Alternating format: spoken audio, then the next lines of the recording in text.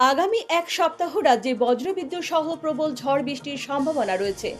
আগরতলা বিমানবন্দর স্থিত আবহাওয়া দপ্তর সূত্রে এই পূর্বাভাস পাওয়া গেছে। 19শে জুন ত্রিপুরার আবহাওয়া মূলত মেঘলা ছিল। রাজ্য জুড়ে বিক্ষিপ্ত বজ্রবিদ্যুৎ সহ ঝোড়ো বৃষ্টির পূর্বাভাস ছিল। দিনের সর্বোচ্চ তাপমাত্রা ছিল 31 ডিগ্রি সেলসিয়াস এবং সর্বনিম্ন তাপমাত্রা ছিল 26 ডিগ্রি সেলসিয়াস।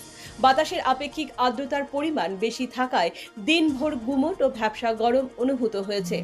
আগামীকাল শনিবার মেঘলা আকাশের পাশাপাশি দিনের বিভিন্ন সময়ে কয়েক পশলা মাঝারি থেকে ভারী বজ্রবিদ্যুৎ সহ বৃষ্টি হতে পারে। শনিবার দিনের সর্বোচ্চ তাপমাত্রা 31 ডিগ্রি সেলসিয়াস থেকে 33 ডিগ্রি সেলসিয়াস এবং রাতের তাপমাত্রা 25 ডিগ্রি সেলসিয়াস থেকে 27 ডিগ্রি সেলসিয়াসের মধ্যে ঘোরাফেরা করবে। বাতাসে আর্দ্রতার পরিমাণ 96% পর্যন্ত ছুঁতে পারে, যার কারণে অতিরিক্ত গরম ও অস্বস্তি বোধ হতে পারে। আগামীকাল শনিবার থেকে শুরু করে এক সপ্তাহ রাজ্যব্যাপী বজ্রবিদ্যুৎ সহ প্রবল ঝড় বৃষ্টি হতে পারে। পশ্চিম ত্রিপুরা জেলা, সিপাহীজলা এবং খোয়াই জেলায় বেশি বৃষ্টিপাতের সম্ভাবনা রয়েছে। এই সময়ে ঘর থেকে বের হতে গেলে সকলকেই সাবধানে চলাফেরা করতে হবে, কারণ বৃষ্টির সঙ্গে বাজ পড়তে পারে। শিশু থেকে বৃদ্ধ সকলকেই দিনের অবস্থা পর্যবেক্ষণ করে ঘর থেকে বের হতে হবে। এদিকে 7ই জুন থেকে রাজ্যে বর্ষা প্রবেশ করেছে।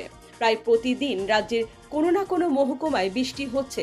বৃষ্টির জলে রাজ্যের নদীগুলো ভরে গেছে। হাওড়া, গোমতী, খোয়াই, দেও নদীর জলস্তর অনেকটাই বেড়েছে। কৃষি জমিতে জল জমে গেছে। কৃষকদের মুখে হাসি ফুটেছে। কৃষকরা মনের আনন্দে জমিতে ধানের চারা রোপণ করছেন।